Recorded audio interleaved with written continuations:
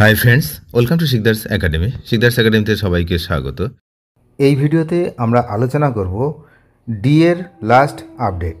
গত 16ই মে supreme court যে নির্দেশ দিয়েছিলেন যে 4 সপ্তাহের মধ্যে এই ডিএ সংক্রান্ত নোটিফিকেশান জারি করতে হবে এবং 6 সপ্তাহের মধ্যে বকেয়া ডিএ 25% কর্মীদের এবং পেনশনভোগী যারা রয়েছেন প্রত্যেকের বকেয়া ডিএর 25% মিটিয়ে দিতে হবে। তখন থেকে আজ পর্যন্ত প্রায় 2 সপ্তাহ পেরিয়ে গিয়ে 3 সপ্তাহে পড়ল। তাহলে 4 সপ্তাহের মধ্যে কিন্তু নোটিফিকেশান জারি করার নির্দেশ রয়েছে সুপ্রিম কোর্টের পক্ষ থেকে এবং 6 সপ্তাহের মধ্যে বকেয়ার 25% পেমেন্ট করার কথা বলা হয়েছে। এখন দেখার যে এই যে 3 নম্বর সপ্তাহ চলছে, আর মাত্র সামনে একটি সপ্তাহ বাকি, তার মধ্যে রাজ্য সরকার কি করে। এর মধ্যে একটি গুরুত্বপূর্ণ বিষয় জানা যাচ্ছে যে ডিএ দেওয়া কিন্তু সম্ভব এবং ইতিমধ্যেই নবান্ন সে বিষয়ে তৎপরতা দেখাচ্ছে। রাজ্য চাইলেই কিন্তু এটা দিতে পারে, এটা কর্মীদের একটি অধিকার, এই দাবি করা হয়েছে কনফেডারেশনের পক্ষ থেকে। আমরা বিস্তারিত এই ভিডিওতে জেনে নেব। পশ্চিমবঙ্গ রাজ্য সরকারি কর্মীদের যে মহার্ঘ ভাতা, দীর্ঘদিনের আইনি লড়াই চলছে, আপনারা জানেন। টানা 18 বার এই মামলার শুনানি পিছিয়ে পিছিয়ে লাস্ট গত 16ই মে সেটার কিন্তু শুনানি হয়।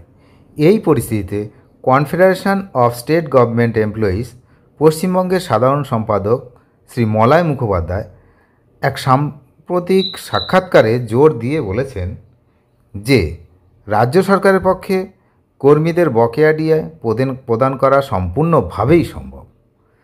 তার মতে এইখানে একটা মূল সমস্যা রয়েছে, সেই সমস্যাটা হচ্ছে সদিচ্ছার অভাব ও আর্থিক অক্ষমতার কিন্তু অভাব নয়, যেটার অভাব সেটা হচ্ছে সদিচ্ছার অভাব। এটা কিন্তু ওনার মতে।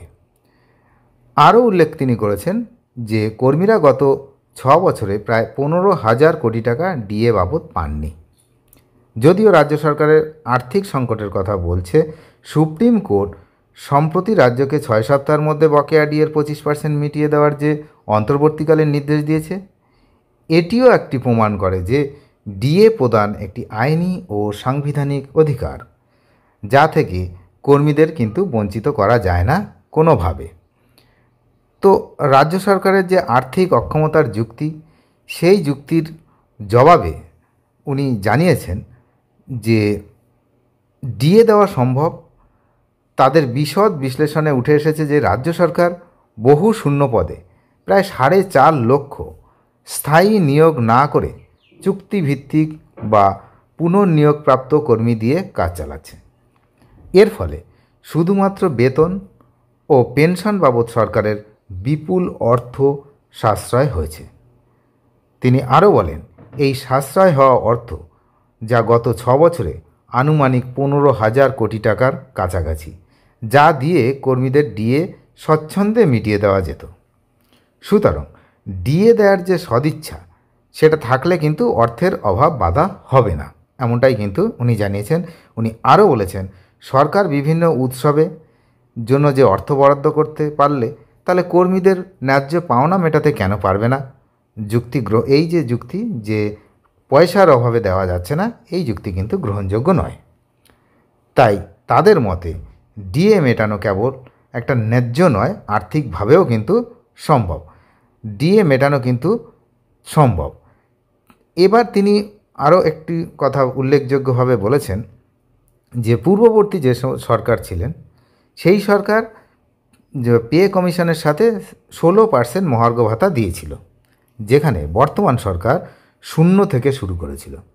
বর্তমানে রাজ্যকর্মীরা যেখানে 18% ডিএ পাচ্ছেন, সেখানে কেন্দ্রীয় সরকারি কর্মী ও অন্যান্য রাজ্যের কর্মীরা 55% ডিএ পান, যা বিরাট বৈষম্যমূলক একটি জিনিস। যেটা এত পার্থক্য, এই পার্থক্যটা কিন্তু রয়েছে।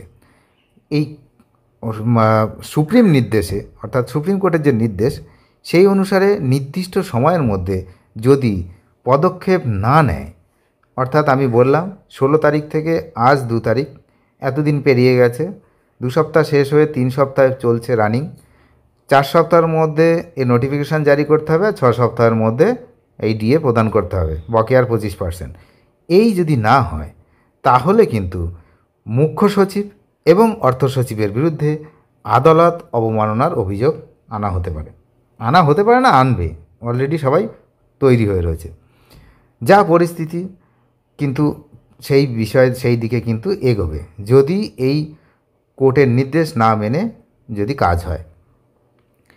এই যে মহার্ঘ ভাতা, সেই মহার্ঘ ভাতা কিন্তু একটি নির্ধারিত অধিকার।